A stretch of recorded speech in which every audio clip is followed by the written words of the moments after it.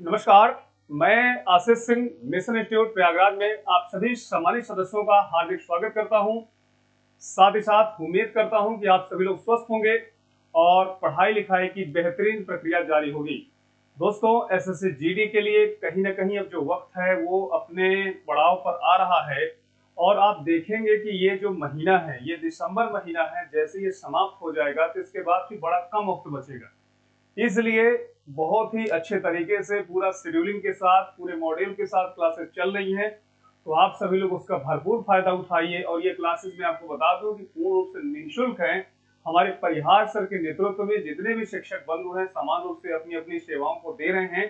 तो आप सभी लोग प्रयागराज में मिशन इंस्टीट्यूट पर विजिट करके जल्दी से जल्दी दोस्तों अपने आप को जो है उस क्लास में समाहित कराइए और नए वर्ष पर एक नई जो है जिम्मेदारी को आप लोग एक्सेप्ट करें, अर्थात वो जिम्मेदारी होगी आपकी सफलता की। ठीक है, तो आइए देखिए हम शुरुआत कर रहे हैं। भूगोल में प्रैक्टिस सेट आपके सामने 37 है, जिसमें वायुमंडल की संरचना के विषय में हम लोगों को पढ़ना है। ठीक है, तो पहला क्वेश्चन आप देख सकते हैं, बहुत इंपॉर्टेंट क्वेश्चन है। पृथ्वी के वायुमंडल का कितना प्रतिशत भाग 29 किलोमीटर की ऊंचाई तक पाया जाता है? ठीक है, सबसे पहले तो देखिए यहाँ पर हमें समझना होगा कि आखिर वायुमंडल है क्या। वायुमंडल के विषय में अगर हम लोग देखें कि व्हाट इज एटमॉस्फेयर, एटमॉस्फेयर के विषय में देखिए यहाँ सबसे पहले पूछ रहा है कि आखिर वायुमंडल कहते किसे। ठीक है, तो आपको यहाँ पर समझना है कि हमारी पृथ्वी के चारों तरफ, हमारी पृथ्वी के चारों तरफ जो गैसों का आवरण पाया जाता है उसी को वायुमंडल कहते हैं। क्या कहते हैं दोस्तों?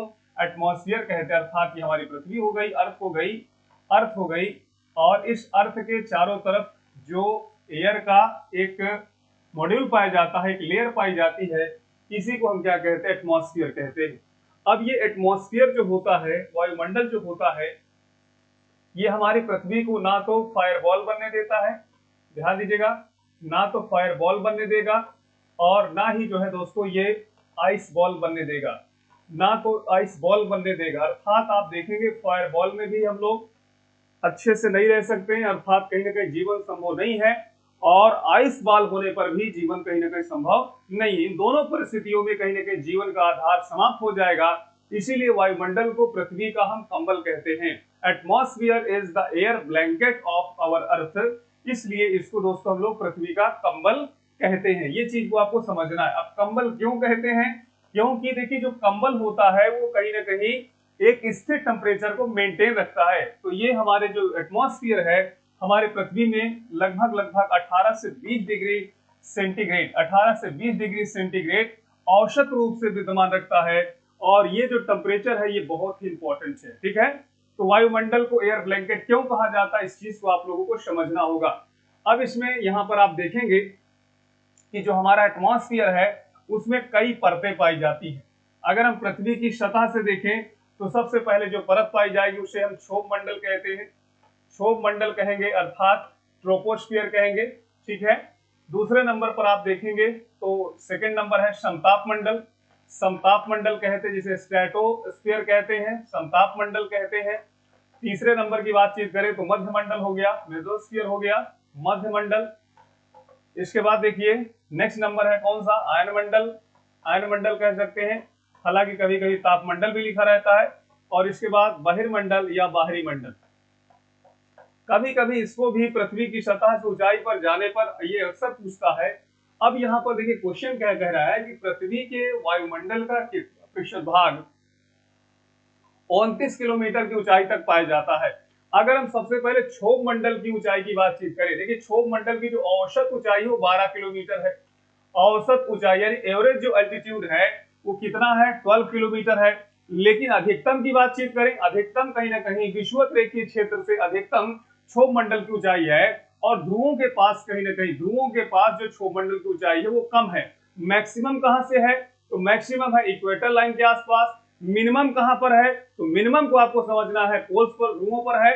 तो कितना है अधिकतम? देखिए अधिकतम कितना है? 18 किलोमीटर है। न्यूनतम कितना है? 6 किलोमीटर है। जब आप 18 + 6/2 कर दोगे तो एवरेज निकल आएगा, है ना? 24/2 = 12 किलोमीटर आ गया। तो 12 किलोमीटर क्या है? हमारे क्षोभ मंडल का एक एवरेज अल्टीट्यूड है, अर्थात एक औसत ऊंचाई है। ठीक है, अब इसके बाद देखिए, अगर हम समताप मंडल की बातचीत करें तो 12 किलोमीटर से लेकर 50 किलोमीटर तक क्वेश्चन कह रहा है कि 29 किलोमीटर की ऊंचाई तक 29 किलोमीटर की ऊंचाई तक समान रूप से वायुमंडल का कितना प्रतिशत भाग है। तो इसमें आप देखेंगे 29% दिया हुआ है, 57% दिया है, इसी प्रकार 76% दिया है और 97% दिया हुआ है। तो पृथ्वी के वायुमंडल का कितना भाग 29 किलोमीटर की ऊंचाई तक पाया जाता है। यहां पर डी ऑप्शन को सभी लोग रखेंगे 97%, that is the right answer. ठीक है, तो ये पहला क्वेश्चन है। अब देखिए, क्षोभ मंडल, समताप मंडल, मध्य मंडल, आयन मंडल, बहिर्मंडल, जैसे जैसे हम क्वेश्चन पे आगे बढ़ेंगे इसके विषय में व्याख्या हम लोग सुचारू रूप तरीके से उसको जारी रखेंगे। तो देखिए, अगला क्वेश्चन आपके सामने ये है। अगला क्वेश्चन है, निम्नलिखित में कौन सा कथन असत्य है, अर्थात असत्य कथन को पहचानना है। इसका मतलब 3 कथन सत्य होंगे और 1 कथन असत्य होगा। वायुमंडल की ऊपरी परत लगभग 10,000 किलोमीटर तक पाई जाती है। ध्यान दीजिएगा, 10,000 किलोमीटर दिया हुआ है। यहां पर आपको पॉइंट समझना है, वायुमंडल का 50% भाग 5.6 किलोमीटर की ऊंचाई तक सीमित है। ऊंचाई में वृद्धि के साथ साथ जलवाष्प की मात्रा में वृद्धि होती है, यानी ऊंचाई जैसे जैसे बढ़ेगी जलवाष्प की मात्रा भी बढ़ेगी। ऐसा है क्या भाई? वायुमंडल के निचले स्तर में भारी गैसें तथा ऊपरी स्तर में हल्की गैसें की प्रधानता होती है। तो दोस्तों, आप सभी लोगों को यहाँ पर याद रखना है, ऊंचाई की वृद्धि के साथ साथ जलवाष्प की मात्रा में वृद्धि होगी, ऐसा कहना गलत है, ऐसा कहना गलत है। अर्थात सी ऑप्शन इसके लिए राइट होगा। वायुमंडल की ऊपरी सीमा वैसे भी 10,000 किलोमीटर तक है, जिसे हम लोग बाहरी मंडल के नाम से जानते हैं, बाहरी मंडल के नाम से जानते हैं। और इस बाहरी मंडल में लाइट वेटेड गैसेस ही समान रूप से पाई जाती हैं। लाइट वेटेड गैसों में हाइड्रोजन को ले लीजिए, हीलियम को ले लीजिए, इस प्रकार की गैसें ही कहीं ना कहीं बाहरी मंडल में पाई जाती हैं। ये चीजों को आपको समझना है। वायुमंडल का 50% भाग 5.6 किलोमीटर की ऊंचाई तक पाया जाता है, ऐसा इसमें कहा गया। तो हाँ, लगभग लगभग पाया ही जाता है, क्योंकि आप सभी लोग जानते हैं कि लगभग 29 किलोमीटर तक आप देखेंगे 97% तक चीजें सीमित है। ऊंचाई में वृद्धि के साथ साथ जलवाष्प की मात्रा में वृद्धि होगी, ऐसा नहीं है। वायुमंडल के निचले स्तर में भारी गैसें, यस बिल्कुल भारी गैसें हैं, क्योंकि इसमें नाइट्रोजन भी है, ऑक्सीजन भी है, नाइट्रोजन भी है, ऑक्सीजन भी है, सब कैसे हैं? भारी हाईली वेटेड गैसेस हैं। इसलिए इस क्वेश्चन में राइट आंसर होगा सी ऑप्शन। तो ये रहा क्वेश्चन नंबर दूसरे का विश्लेषण। उम्मीद है कि इसको भी आप सभी लोग अच्छे से समझ पा रहे होंगे। तीसरा क्वेश्चन है, वायुमंडल का सर्वाधिक अस्थायी तत्व कौन सा है? सर्वाधिक अस्थायी तत्व कौन सा है? अर्थात कहीं ना कहीं वो घटता घटता नहीं है। नाइट्रोजन है, ऑक्सीजन है, कार्बन डाइऑक्साइड है और जलवाष्प। बताएंगे दोस्तों, वायुमंडल का सर्वाधिक अस्थायी तत्व कौन सा? देखिए, अगर आप ध्यान दें तो ऑक्सीजन दिया हुआ है, कार्बन डाइऑक्साइड दिया है, जलवाष्प दिया है, नाइट्रोजन दिया है। हमारे वायुमंडल में 78% नाइट्रोजन। अब नाइट्रोजन क्यों होता है? वायुमंडल में उपस्थित नाइट्रोजन का प्रयोग जो लेगुमिनस प्लांट्स होते हैं, अर्थात ऐसे पेड़ पौधे जिनकी जड़ें ग्रंथयुक्त होती हैं, और उन ग्रंथयुक्त जड़ों में राइजोबियम नाम का एक जीवाणु होता है, बैक्टीरिया होता है, it is a good bacteria, और यह वायुमंडल से नाइट्रोजन को अवशोषित करके नाइट्रोजनी पदार्थ के रूप में तब्दील करता है, और जड़ों में, ग्रंथयुक्त जड़ों में भी नाइट्रोजनी पदार्थों को संचित कर देता है, जिससे पेड़ को भी नाइट्रोजनी पदार्थ मिलते हैं, उसके साथ साथ मृदा को भी मिलते हैं। तो नाइट्रोजन देखिए कितना इंपॉर्टेंट है। लेकिन यही नाइट्रोजन में जब पॉल्यूटेंट मिल जाते हैं, प्रदूषक मिल जाते हैं, तो यही आप सभी लोग जानते हैं कि नाइट्रिक एसिड का निर्माण कर लेता है, और nitric acid is responsible for the acid rainfall. ये भी अम्ल वर्षा के लिए रिस्पॉन्सिबल होता, उत्तरदायी होता है। हालांकि आपने सल्फ्यूरिक एसिड का भी नाम सुना होगा कि सल्फ्यूरिक एसिड भी कहीं ना कहीं अम्ल वर्षा के लिए उत्तरदायी होता है। तो ये बिल्कुल दोनों बातें सही हैं। ये नाइट्रोजन की बात रही दोस्तों, लगभग 78% के साथ सबसे ज्यादा मात्रा में पाई जाती है। ऑक्सीजन की बातचीत करें दोस्तों, ऑक्सीजन हमारे पृथ्वी में अर्थात हमारे वायुमंडल में एक पाई जाने वाली महत्वपूर्ण गैस है। आप अन्य ग्रहों में अगर विवेचना करें, यदि हम अन्य ग्रहों की विवेचना करें, व्याख्या करें या देखें, तो आप देखेंगे कि लगभग लगभग हर प्लैनेट के पास अपना एक एटमॉस्फेयर होता है। लेकिन उस एटमॉस्फेयर में ऑक्सीजन की इतनी मात्रा नहीं होती है जितना हमारे पृथ्वी के एटमॉस्फेयर में होती है। और यह जो ऑक्सीजन है ये एक लाइफ प्रोवाइडर गैस है, जीवनदायिनी गैस है। जितने भी समस्त जीव जंतु हैं वो कहीं ना कहीं ऑक्सीजन को श्वसन के लिए जो है दोस्तों अब्जॉर्ब करते हैं, उसको ग्रहण करते हैं और हमारा शरीर उसी से क्या होता है, जीवित रहता है। जितने भी बायोलॉजिकल एक्टिविटीज होती हैं आप देखेंगे उसमें ऑक्सीजन का बहुत बड़ा रोल होता है। तो ऑक्सीजन क्या है, हमारे लिए बहुत इंपॉर्टेंट है। सोचिए सबसे ज्यादा मात्रा में ऑक्सीजन पाई जाती है वायुमंडल में, खास तौर पे क्षोभ मंडल में पाई जाती है। इसीलिए क्षोभ मंडल को हम पृथ्वी का आईसीयू भी कहते हैं। आईसीयू इसलिए कहते हैं क्योंकि ये जीवन रक्षक गैस कहीं ना कहीं इस मंडल में है और इसी मंडल से संबंधित है समस्त जीव जंतु। इन जीव जंतुओं को आसानी के साथ ऑक्सीजन प्रोवाइड हो जाती है, प्राप्त हो जाती है।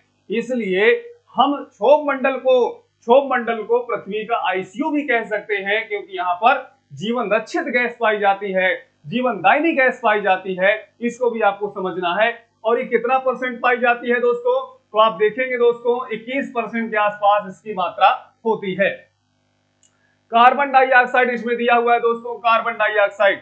आप ही बताइए कार्बन डाइऑक्साइड क्या महत्वपूर्ण है? यस, वायुमंडल में जिस प्रकार का योगदान ऑक्सीजन का है उसी प्रकार का योगदान कार्बन डाइऑक्साइड का भी है। लेकिन कार्बन डाइऑक्साइड गैस जो मात्रा में पाई जाती है 0.03% दोस्तों, यही कार्बन डाइऑक्साइड ही हमारे समस्त वनस्पतियों के लिए या वेजिटेशन के लिए इंपॉर्टेंट होती है, प्लांट्स के लिए इंपॉर्टेंट होती है। क्योंकि इसी के प्रेजेंट में ही, इसी की उपस्थिति में ही प्रकाश संश्लेषण की क्रिया समान रूप से चलती है। ठीक है, तो ये सी ऑप्शन रहा। वाटर वेपर की बातचीत करें, वाटर वेपर बहुत इंपॉर्टेंट होते हैं दोस्तों, वाटर वेपर बहुत इंपॉर्टेंट होते हैं और ये सबसे अधिक मात्रा में क्षोभ मंडल में ही पाए जाते हैं। इस बात को समझिएगा, when water vapour is again converted in water drop, तो ये वाटर ड्रॉप जो होते हैं that is responsible for the rainfall, ये वर्षा के लिए उत्तरदायी हो जाते हैं। इसलिए सब चीजों को समझ। अब देखिए जलवाष्प की मात्रा तो घटती बढ़ती रहती है, आप सभी लोगों को समझना होगा। वायुमंडल में सर्वाधिक जो अस्थायी तत्व है, देखिए सर्वाधिक जो अस्थायी है वह नाइट्रोजन है। यहां पर आपको ध्यान देना है कि नाइट्रोजन 78% पाई जाती है। ऑक्सीजन की मात्रा देखिए दोस्तों, पॉल्यूशन बढ़ेगा तो घटेगी, इसी प्रकार कार्बन डाइऑक्साइड की मात्रा है कहीं ना कहीं बढ़ेगा तो बढ़ेगी, है ना। लेकिन नाइट्रोजन में ऐसा सामान्य रूप से देखा नहीं गया है, तो यहां पर ए ऑप्शन को सभी लोग सही करेंगे। नेक्स्ट क्वेश्चन है, वायुमंडल में सर्वाधिक कौन सी गैस मिलती है, अर्थात मात्रात्मक मामले में देखिएगा तो सबसे ज्यादा कौन सी गैस है? क्या ऑक्सीजन है, हाइड्रोजन है, नाइट्रोजन है या फिर कार्बन डाइऑक्साइड है? ऐसे प्रश्न के लिए दोस्तों या तो फिर आप इसको याद कर लीजिए या तो फिर कहीं ना कहीं सबके परसेंटेज रख दीजिए। ऑक्सीजन 21% हो गया, हाइड्रोजन दोस्तों बहुत कम है, नाइट्रोजन को 78% कर लीजिए और कार्बन डाइऑक्साइड को 0.03% कर लीजिए। तो सबसे ज्यादा मात्रा में कौन सा है? 78% है, नाइट्रोजन है दोस्तों। तो नाइट्रोजन अर्थात सी ऑप्शन को राइट करेंगे, सी ऑप्शन इसका सही उत्तर होगा। अगला प्रश्न आपके सामने है, क्वेश्चन है वायुमंडल में सर्वाधिक मात्रा में विद्यमान अक्रिय गैस कौन सी है दोस्तों?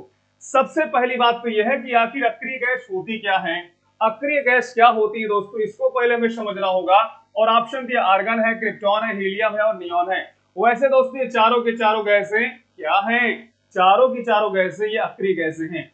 अक्रिय गैसों के लिए बिल्कुल साधारण सी परिभाषा है कि those are the gases which are not reacted for any gases, अर्थात ऐसी गैसें जो दूसरे गैसों के साथ क्रिया नहीं करती हैं, ऐसी गैसों को हम अक्रिय गैस कहते हैं, नॉन रिएक्टेड गैस कहते हैं या फिर आप देखेंगे नोबल गैस भी नाम लेते हैं। अब वायुमंडल में जो मात्रा सामान्य रूप से पाई जाती है उसमें सबसे ज्यादा मात्रा में 0.9% के आसपास अर्थात कार्बन डाइऑक्साइड से भी ज्यादा मात्रा में पाई जाती है आर्गन पाई जाती है। बाकी क्रिप्टॉन है दोस्तों, हीलियम है, नियॉन, ये सब भी गैसें पाई जाती हैं।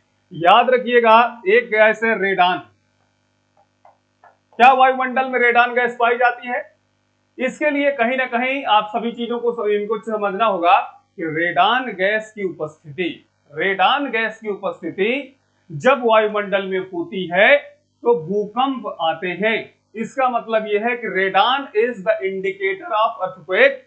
ये एक विषम परिस्थिति में ही पाई जाती है, सामान्य स्थिति में तो नहीं पाई जाती है। ठीक है, तो इस बात को अभी आपको ध्यान रखना है कि रेडान को इंडिकेटर ऑफ अर्थक्वेक कहते हैं। तो सही जवाब क्या होगा? क्वेश्चन नंबर 5वें का सही जवाब होगा आर्गन। आर्गन इसमें सही जवाब होगा दोस्तों। अगला प्रश्न है, वायुमंडल मुख्यतः गर्म होता है। दोस्तों बताइए, वायुमंडल किसके द्वारा गर्म होता है? क्या सूर्य की सीधी किरणों से गर्म होता है, पृथ्वी से विकिरण द्वारा होता है, पृथ्वी के अंदर की ऊष्मा से होता है, या फिर पृथ्वी की गति के घर्षण से होता है? देखिए, पृथ्वी की गति के घर्षण से, इसको पहले आप हटा दीजिए। अब इसके बाद देखिए 3 ऑप्शन बचे, सूर्य की सीधी किरणों से, पृथ्वी के से विकिरण द्वारा, या फिर पृथ्वी के अंदर की ऊष्मा से। देखिए मैं आपको बताऊं दोस्तों, पृथ्वी के अंदर जो ऊष्मा है, पृथ्वी के अंदर जो ऊष्मा है, वो ऊष्मा कहीं ना कहीं, वो ऊष्मा सामान्य रूप से ज्यादातर प्लेट टेक्टोनिक के कारण होती है। यानी प्लेटें जब आपस में रगड़ती है, अर्थात प्रेशर होता है, तो उससे टेम्परेचर भी जनरेट होता है। अब आप ही बताइए, क्या हमारा जो एटमॉस्फेयर है, क्या पृथ्वी के अंदर जो ऊष्मा है उसके द्वारा गर्म होता है? ऐसा नहीं है दोस्तों, ऐसा बिल्कुल नहीं है। हम ये जरूर कह सकते हैं, इसके लिए दोस्तों हम ये जरूर कह सकते हैं कि जैसे हमारी पृथ्वी हो गई, ये हमारी पृथ्वी हो गई, और ये सूर्य हो गया, सूर्य हो गया दोस्तों, सन वगैरह हो गया। ठीक है, आप सभी लोग जानते हैं कि sun is the primary source of energy, सूर्य ही ऊर्जा का प्राथमिक स्रोत माना जाता है। अब जब सूर्य से ये किरणें आती है, किधर की तरफ आती है दोस्तों? पृथ्वी की तरफ आती है, तो इसको हम कहते हैं incoming radiation from the sun and scenes in our earth surface. ऐसी किरणें जो सूर्य से आती है और हमारी पृथ्वी पर पड़ती है, तो देखिए इस प्रकार की जो समान रूप से तरंगे होती हैं, इनको हम क्या कहते हैं? इनकमिंग रेडिएशन ऑफ द सन कहते हैं। अब क्या हमारा वायुमंडल इन तरंगों से गर्म होता है? इसके लिए देखिए लिखा हुआ सूर्य की सीधी किरणों से। ऐसा नहीं है, ऐसा बिल्कुल नहीं है, याद रखिए। अब ये जो इनकमिंग रेडिएशन होता है, इसमें से लगभग 51% भाग, 51 यूनिट कहिए, परसेंटेज ना कहिए, 51 यूनिट जो परसेंटेज होता है, हीट होती है, उसको पृथ्वी अब्सॉर्ब कर लेती है। और जैसे अब्सॉर्ब करती है और अब्सॉर्ब करने के बाद पुनः उसको उत्सर्जित करती है, तो पृथ्वी के द्वारा उत्सर्जित जो ऊष्मा होती है, याद रखिए पृथ्वी के द्वारा जो उत्सर्जित ऊष्मा ना कह करके विकिरण कह लीजिए, इस प्रकार के विकिरण को हम पार्थिव विकिरण कहते हैं, टेरेस्ट्रियल रेडिएशन कहते हैं। और हमारा वायुमंडल इसी रेडिएशन से कहीं ना कहीं गर्म होता है। तो बी ऑप्शन को सभी लोग सही करेंगे। ठीक है, क्वेश्चन नंबर 6वें का उम्मीद है कि आप लोगों को समझ में आया होगा। 7वां, निम्न में कौन सा युग्म वायुमंडल की गैसों की बढ़ती मात्रा को दर्शाता है? वायुमंडल की बढ़ती मात्रा को दर्शाता है। ऑप्शन पहले में लिखा है ozone, carbon dioxide, oxygen, nitrogen. तो भाई ओजोन गैस जो होती है वो 0.9% के आसपास है। कार्बन डाइऑक्साइड की बातचीत करें तो 0.03% के आसपास है। ऑक्सीजन 21% के आसपास है, और नाइट्रोजन हो गया 78%। तो कह रहा है ना कि वायुमंडल की गैसों की बढ़ती मात्रा को, बढ़ती मात्रा का मतलब यह है, बढ़ती मात्रा का दोस्तों मतलब यह है कि पहले सबसे कम कौन पाई जाती है, फिर उससे ज्यादा कौन पाई जाती है, उससे ज्यादा। तो देखिए सबसे कम तो ये होना चाहिए, कार्बन डाइऑक्साइड होना चाहिए। तो जब शुरुआत ओजोन से है, ये वाला ऑप्शन गलत हो गया। ठीक है, नाइट्रोजन, ऑक्सीजन, कार्बन डाइऑक्साइड और ओजोन, ये तो क्या घटती हुई मात्रा में, यहाँ पर हमको बढ़ती हुई मात्रा में दिखाना है। तो ये 78%, 21% कार्बन डाइऑक्साइड। ठीक है, अब इसके बाद कार्बन डाइऑक्साइड, ओजोन है, ऑक्सीजन है और नाइट्रोजन। यस, यही सही है, सी ऑप्शन ही सही है। याद रखिए सबसे कम ये हो गया, फिर इसके बाद आप सभी लोग जानते हैं दोस्तों, ये वाला हो गया, ऑक्सीजन हो गया, और इसके बाद आप सभी लोग देखेंगे नाइट्रोजन हो गया। ठीक है, इसलिए सी ऑप्शन को सभी लोग सही करेंगे। क्वेश्चन नंबर 7वां, सी ऑप्शन राइट होगा। अगला क्वेश्चन है, निम्नलिखित में कौन सी गैस ग्रीन हाउस प्रभाव के लिए उत्तरदायी है? ग्रीन हाउस प्रभाव, क्या क्लोरीन है, CO2 है, ऑक्सीजन है, या फिर हाइड्रोजन? पहले तो हमें समझना होगा कि ग्रीन हाउस गैसें किसे कहते हैं, किन्हें आखिर ग्रीन हाउस गैसें कहें। तो वे गैसें जो हमारे पृथ्वी के औसत तापमान में वृद्धि में सहायक हो, यानी those are the gases which is responsible for our earth average temperature. हमारी पृथ्वी के औसत तापमान में वृद्धि करने वाली जो गैसें होती हैं, उन्हें हम क्या कहते हैं? ग्रीन हाउस गैसेस कहते हैं। अब ग्रीन हाउस गैसेस में देखिए CO2 को आप रखिए, आप CH4 को रखिए दोस्तों, CH4 हो गया। आप दोस्तों कहीं ना कहीं हाइड्रोजन सल्फाइड रखिए, H2S लिखिए, ठीक है। इसी प्रकार से दोस्तों सल्फर डाइऑक्साइड रखिए, SO2 रखिए। ये सब गैस है। और एक है CFC, CFC गैस है दोस्तों, ये भी हो गई। अब इसमें कौन सा देखिए प्रभाव के लिए उत्तरदायी है, तो CO2 को आप सभी लोग सही करेंगे, बी ऑप्शन इसका राइट आंसर होगा। निम्नलिखित में कौन सी गैस ग्रीन हाउस प्रभाव के लिए उत्तरदायी है, तो इसमें बी ऑप्शन आपका राइट होगा। अगला प्रश्न ये रहा, सूर्य की तीव्र किरणों के द्वारा झुलसने से वायुमंडल की कौन सी गैस हमारी रक्षा करती है। यानी सूर्य से जब प्रकाश आता है, सूर्य से जब प्रकाश आता है तो वायुमंडल की कौन सी गैस है जो हमारी रक्षा करती है। यानी सूर्य से जो प्रकाश आता है, इसका मतलब यह है कि अगर वो डायरेक्ट हमारे पृथ्वी पर आ जाए तो दिक्कत है, इसका मतलब तो कोई ना कोई एक ऐसी गैस होगी जो उसको रोक लेती होगी या उसको छानती होगी, फिल्ट्रेट करती होगी। तो उस गैस का नाम क्या है, आप बताएंगे दोस्तों। ऑक्सीजन है, या फिर नाइट्रोजन है, ओजोन है, या फिर आर्गन है। तो इसका सीधा सीधा सा उत्तर दोस्तों आप लोग बताइए। वैसे ऑक्सीजन तो दोस्तों नहीं है, 21% के आसपास पाई जाती है। नाइट्रोजन भी नहीं है, 78%। ठीक है, आर्गन की बातचीत करें 0.9%। अब इसमें एक ऑप्शन दिया है ओजोन, समझिए ध्यान से। सपोज ये हमारा पृथ्वी है, अर्थ है, और अर्थ के चारों तरफ क्या है, ये एटमॉस्फियर हो गया, एटमॉस्फियर हो गया, ठीक है। ये एटमॉस्फियर हो गया दोस्तों। यहां पर सूर्य है, सन हो गया दोस्तों। सूर्य से किरणें आ रही हैं, क्या नहीं दोस्तों, किरणें आ रही हैं। अब जब ये किरणें आ रही हैं तो इन किरणों में यूवी रेजेस भी शामिल हैं, अल्ट्रा वायलेट रेजेस भी शामिल हैं, और ये हमारे लिए बहुत ही हानिकारक होती है। जब ये गैसेस आती है तो इनको कोई रोकने वाला देखिए नहीं होता है। कहां तक रोकने वाला नहीं होता है, समताप मंडल तक इन्हें रोकने वाला कोई नहीं होता। ये बेधड़क तरीके से चली आती। लेकिन समताप मंडल में जो ओजोन परत है, O3 लेयर है, ये इन गैसों को रोक लेती है, फिल्ट्रेट करती है, अब्सॉर्ब करती है। इसलिए दोस्तों ओजोन गैस को हम क्या कहेंगे, ओजोन गैस को हम रक्षक गैस के रूप में मानेंगे, जो कहीं ना कहीं सूर्य की तीव्र किरणों के द्वारा हमें झुलसने से बचाती है। कौन सी, ओजोन गैस है।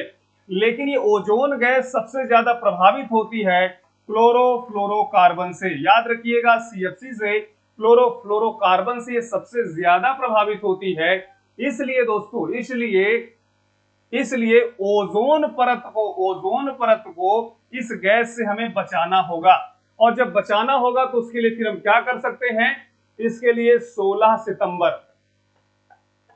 1987 को, यानी 16 सितंबर 1987 को कनाडा एक देश है दोस्तों, कनाडा देश के क्यूबेक एक राज्य है, कनाडा देश के क्यूबेक राज्य या प्रांत में एक शहर है जिसका नाम है मॉन्ट्रियल। क्या नाम है दोस्तों, मॉन्ट्रियल। ये सेंट लॉरेंस नदी के किनारे स्थित है। इसी मॉन्ट्रियल शहर पर ही सम्मेलन हुआ था, इसीलिए इसे मॉन्ट्रियल प्रोटोकॉल भी कहा जाता है। तो प्रत्येक वर्ष 16 सितंबर को विश्व ओजोन परत संरक्षण दिवस के रूप में भी मनाया जाता है। ठीक है, ओजोन परत आप लोगों को याद रखना है। ओजोन परत यूवी रेजेस से हमारा सुरक्षा करती है।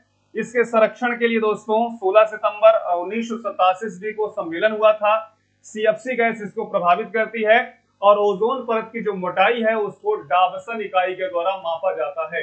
किसके द्वारा दोस्तों, डाबसन इकाई के द्वारा इसको मापा जाता है। तो क्वेश्चन नंबर 9 का सी ऑप्शन राइट आंसर होगा। आइए, बहुत अच्छा एक प्रश्न था। आइए अगला क्वेश्चन पे हम लोग चलते हैं। पृथ्वी के वायुमंडल में पाई जाने वाली निम्नलिखित गैसों का सही अवरोही क्रम क्या होगा। सही अवरोही क्रम क्या होगा दोस्तों, अर्थात हमें बढ़ते से घटते की ओर जाना है, बड़े से कम की ओर जाना है दोस्तों। तो आप ही बताइए, नाइट्रोजन कितना परसेंट है, यहां पर 78% इसको रखिए पहले। कार्बन डाइऑक्साइड कितना है, 0.03% है। ठीक है, ऑक्सीजन कितना है, 21% है। इसका मतलब यह है कि आर्गन कितना है, 0.9% है। तो कुल मिला के ये है कि सबसे पहले आपको 78% वाले को रखना है। तो कौन सा पहला तो होगा, तो पहला तो देखिए चारों में दिया हुआ है। फिर इसके बाद तीसरा होगा, पहले के बाद तीसरा होगा, चलो चारों में तीसरा भी दिया है, चारों में तीसरा नहीं, 3 में तीसरा दिया, ये वाला ऑप्शन यहां से हट गया। इसके बाद आर्गन होगा, आर्गन मतलब हो गया चौथा, इसका मतलब पहला भी ऑप्शन हटा और बी ऑप्शन भी हटा। सही कौन सा होगा? सी ऑप्शन होगा, यानी nitrogen, oxygen, argon, carbon dioxide और इसके बाद नियान। तो सी ऑप्शन इसका राइट आंसर हो गया। अगला प्रश्न आपके सामने ये है, भूपृष्ठ से परावर्तित अवरक्त विकिरण के अवशोषण द्वारा वायुमंडल के तापमान में वृद्धि की प्रक्रिया को क्या कहते हैं? ये तो सोचना है। भूपृष्ठ से परावर्तित अर्थात हमारी जो पृथ्वी है, ये पृथ्वी सूर्य के प्रकाश को अब्जॉर्ब कर ली और अब्जॉर्ब करने के बाद इसको जब रिलीज करती है, तो इस प्रकार की तरंगों को या इस प्रकार की प्रक्रिया को क्या कहते हैं? सुनामी कहते हैं। गलत बात। सौर तापन कहते हैं, ग्रीन हाउस प्रभाव करते हैं, या भूकंपीय प्रभाव कहते हैं। डी ऑप्शन को भी आप हटाइए, ग्रीन हाउस प्रभाव कहेंगे, ग्रीन हाउस प्रभाव कहेंगे या फिर सौर तापन कहेंगे, सूर्य तापन। याद रखिएगा, इंसुलेशन कहेंगे, इंसुलेशन अंग्रेजी में कहें तो इंसुलेशन। यस, यही सही है, बी ऑप्शन सही है। यानी इंसुलेशन जो होता है वो कहीं ना कहीं हमारे वायुमंडल के तापमान में वृद्धि करता है। जब पृथ्वी अवरक्त किरणों को रिलीज करती है, उत्सर्जित करती है, तो इस प्रकार के विकिरण को हम लोग पार्थिव विकिरण कहते हैं, टेरेस्ट्रियल रेडिएशन कहते हैं। तो क्वेश्चन नंबर आपके सामने रहा 11वां और सही जवाब बी ऑप्शन। अगला प्रश्न है, वायु में नाइट्रोजन का प्रतिशत कितना है? वायुमंडल में नाइट्रोजन का प्रतिशत कितना है? दोस्तों इतना व्याख्या हुआ, आप बहुत आसानी से बता सकते हैं कि वायुमंडल में नाइट्रोजन का परसेंटेज क्या 0.94 है। ये तो दोस्तों आर्गन के लिए हो गया। क्या 0.03% है? ये तो CO2 के लिए हो गया। 78% दोस्तों ये तो नाइट्रोजन की हुआ, है ना। और तो यहां पर कौन सा सही है? सी ऑप्शन को सही करेंगे।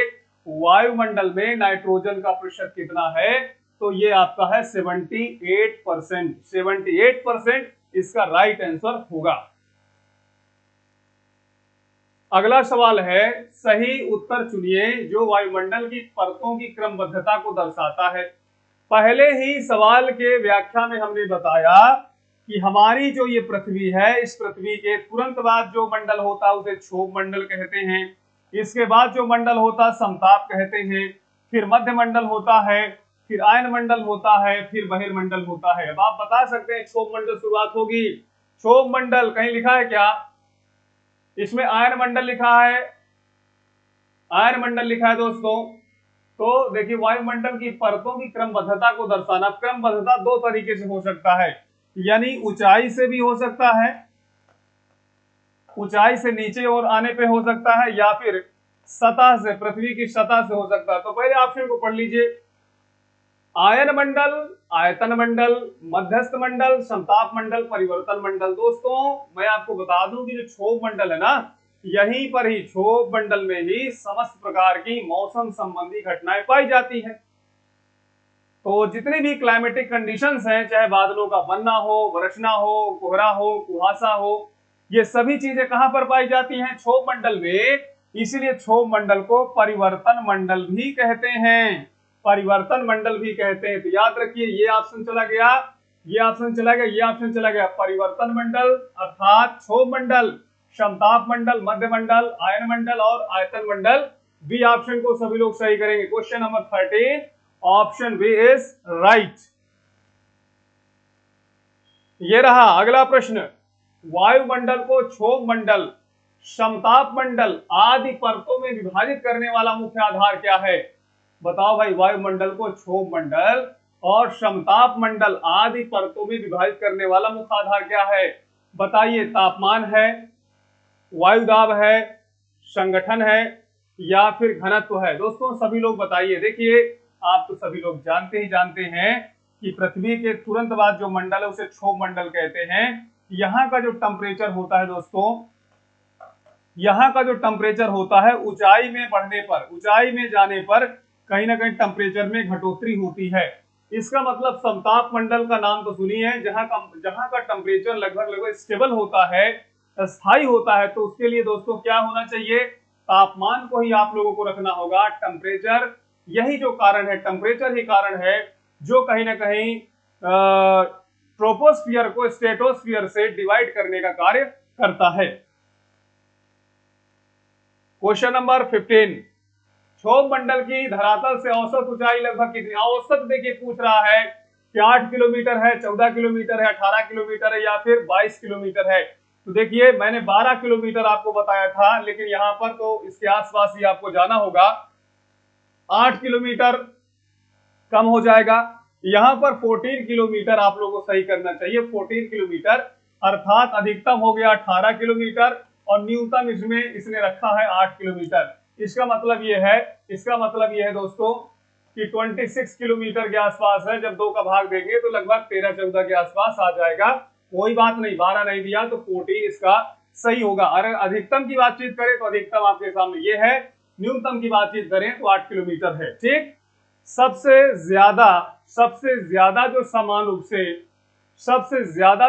रूप से क्षोभ मंडल की ऊंचाई होती है वो विषुवत रेखा के पास से होती है। अर्थात मैक्सिमम जो ब्रेड्थ होता है वो कहां पर होगा दोस्तों? तो फ्रॉम इक्वेटर।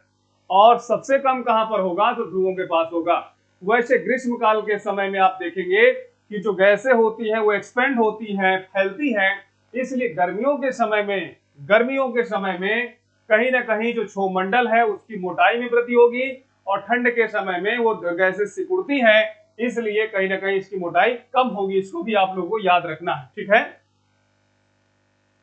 अगला प्रश्न है, निम्नलिखित में किस मंडल को संवहन मंडल भी कहते हैं? संवहन मंडल कहिए,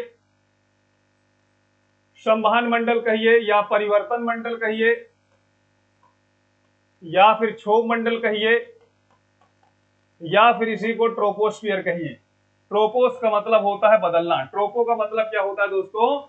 बदलना होता है, परिवर्तन होना होता है। तो अब आप बताइए कौन सा सही होगा? तो इसके लिए आप लोगों को ए ऑप्शन सही करना है, क्षोभ मंडल इसका राइट आंसर होगा।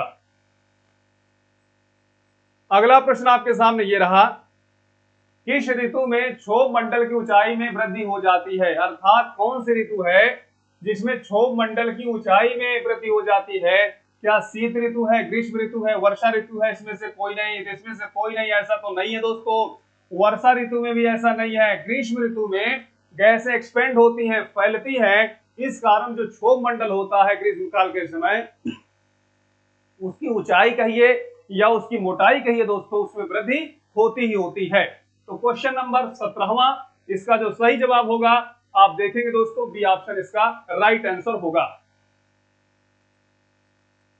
अगला प्रश्न ये रहा, क्षोभ मंडल की धरातल से अधिकतम ऊंचाई कितनी? क्षोभ मंडल की धरातल से अधिकतम ऊंचाई, अर्थात कह रहा है कि ये हमारी पृथ्वी है, अर्थ हो गया। तो देखिए अर्थ में ये ध्रुव हो गया, और ये क्या हो गया? 0 डिग्री हो गया। अब अधिकतम ऊंचाई कितनी है? देखिए अधिकतम ऊंचाई की जब बातचीत करते हैं तो विषुवत रेखा से अधिकतम ऊंचाई 18 किलोमीटर है, 18 किलोमीटर है, और न्यूनतम ऊंचाई ध्रुवों से दोस्तों 6 किलोमीटर ही है, या फिर 8 किलोमीटर है। ठीक है, तो क्षोभ मंडल की धरातल से अधिकतम ऊंचाई क्या है? 12 किलोमीटर है, और ये कहां से होगा? ये भूमध्य रेखा से होगा, भूमध्य रेखा से होगा। और कम कहां पर होगा? 6 किलोमीटर दोस्तों, जो ध्रुवों से होगा। ठीक है, तो क्वेश्चन नंबर 18 का जो सही जवाब है, यहां पर डी ऑप्शन को सभी लोग राइट करेंगे। अगला प्रश्न आपके सामने है, क्षोभ मंडल में तापमान की समानता ह्रास की डिग्री सेल्सियस प्रत्येक बताइए। यानी 1 डिग्री टेम्परेचर जो है सेल्सियस है, ह्रास हो रहा है, कम हो रहा है। ह्रास मतलब क्या होता है? कम हो रहा है, गिरावट हो रही है। अब आप प्यारे साथियों सभी लोग बताइए सही जवाब क्या होगा, बताएं। क्षोभ मंडल में बातचीत की जा रही है, मैं पहले ही बता दिया कि क्षोभ मंडल की बात यह है कि ऊंचाई में जाने पर तापमान में गिरावट होती। ठीक है, इसी को क्या कहते हैं? तापमान गिरावट दर कहते हैं, या तापमान ह्रास दर कहते हैं, तापमान ह्रास दर कहते हैं। इस बात को आपको ध्यान रखना है, ठीक है। अब जैसे 165 मीटर की ऊंचाई में अगर हम गए, 165 मीटर की ऊंचाई में गए हैं, तो याद रखिएगा 1 डिग्री सेंटीग्रेड की कमी आएगी, ठीक है। और याद रखिए 1000 मीटर, 1000 मीटर कहिए या इसी को 1 किलोमीटर कहिए, इतने में जाने पर 5.6 डिग्री सेंटीग्रेड की कमी आएगी, इसको भी याद रखना है। तो क्षोभ मंडल में तापमान सामान्यतः ह्रास की 1 डिग्री सेल्सियस प्रत्येक 146, 156, 166, 176, यहां पर 165 दिया है तो आप सभी लोग 166 को लगा सकते हैं, क्योंकि 65 नहीं दिया है। तो क्वेश्चन नंबर आप देखेंगे 19वें नंबर पर आपको सी ऑप्शन मिल जाएगा। आइए आज का लास्ट क्वेश्चन हम लोग देखते हैं। क्षोभ मंडल वायुमंडल का सबसे तप्त परत, चलिए ठीक है, सबसे तप्त परत है क्योंकि यह सूर्य के निकटतम है, इसमें अवशोषित कण है, यह पृथ्वी के पृष्ठ से तप्त हो जाता है, इसमें ऊष्मा पैदा होती है। बताइए दोस्तों, यह सूर्य के निकटतम ऐसा तो नहीं है, इसमें अवशोषित कण है, अवशोषित कण है, इस बात को भी ध्यान दीजिएगा। यह पृथ्वी के पृष्ठ से तप्त हो जाता है, इसमें ऊष्मा पैदा होती है। देखिए मैं आपको बताया हूं अभी थोड़ी देर पहले कि जो हमारी पृथ्वी है, इस पृथ्वी में चारों तरफ से वायुमंडल है, और सूर्य का जब प्रकाश आता है तो वायुमंडल से होते हुए पृथ्वी जो है इसको अब्जॉर्ब कर लेती है, और अब्जॉर्ब करने के पश्चात जब टेम्परेचर को रिलीज करती है, उसी को हम पार्थिव विकिरण कहते हैं। और उस पार्थिव विकिरण के द्वारा हमारा जो वायुमंडल होता है वो कहीं ना कहीं गर्म होता है। इसलिए दोस्तों यह पृथ्वी के पृष्ठ से तप्त हो जाती है। ये आपको सभी लोगों को सही करना है, ये आप सभी लोगों को सही करना है। इसमें दोस्तों एक क्वेश्चन को हम और शामिल कर रहे हैं। क्षोभ मंडल में धूल कण होते हैं, धूल कण होते हैं दोस्तों, और ये जो धूल कण होते हैं याद रखिएगा, ये धूल कण जो होते हैं वो आने वाले सूर्य के प्रकाश को परावर्तित करने में सक्षम होते हैं, परावर्तित करते हैं, स्कैटरिंग करते हैं। इसलिए दोस्तों पृथ्वी से हमारा जो आसमान दिखता है वो नीले रंग का दिखता है, और आसमान से पृथ्वी हमारी नीले रंग की दिखती है। तो इसका मतलब यह है कि प्रकाश का जो परावर्तन होता है due to present of dust particle के कारण होता है। तो ये दोस्तों पूरा सेशन रहा क्वेश्चन नंबर 20वें का, सी ऑप्शन इसमें राइट करेंगे। कैसा लगा आप सभी लोगों को जरूर एक बार बताने का प्रयास करिएगा। इसमें आगे चल के एयर प्रेशर भी है, एयर सर्कुलेशन भी है। एयर सर्कुलेशन में भी आपको देखना है कि आखिर जो इसमें वार्षिक पौने क्या होती है। इसी प्रकार से वार्षिक पौनों को जब डिवाइड किए तो इसमें ट्रेड विंड क्या है, वेस्टर विंड क्या है और पोलर विंड क्या है। इसके अलावा दोस्तों लोकल विंड की बातचीत होगी और मौसमी संबंधी पौनों की बातचीत होगी। इसके अलावा इसमें रेनफॉल भी है, बादलों का भी मामला है, तो ट्रॉपिकल जोन है, अर्थात जो आप देखेंगे तो कहीं ना कहीं जो जोन्स वगैरह उनके विषय में भी बातचीत करना है। तो इसमें बहुत कुछ बाकी है, हम अगले सेशन में जरूर शामिल करने का प्रयास करेंगे। जय हिंद।